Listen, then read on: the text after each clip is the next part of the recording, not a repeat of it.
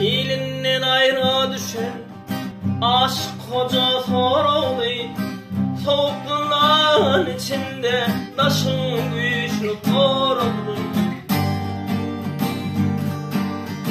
Kollar hovluncurlu, beherdenin bir dolu, eğrinde kalan yarın görkümlere şam oldu.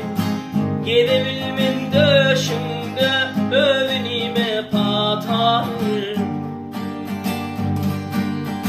Kollar hovluncurlu, el ayağıydın cırlı, beherdenin bir dolu, eğrinde kalan yarın görkümlere şam oldu. Gidebilmin döşünde övünime patanır.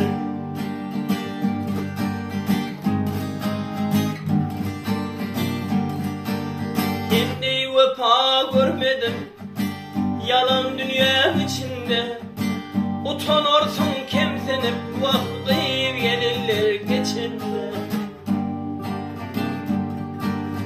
22 yaşımda ak göründü saçımda, ya yaradım Hudaycan ne var yalnız başımda.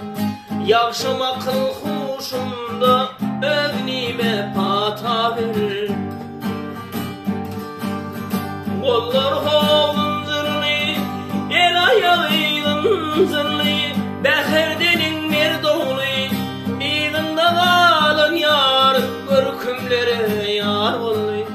Yakşam akıl huşumda ögnime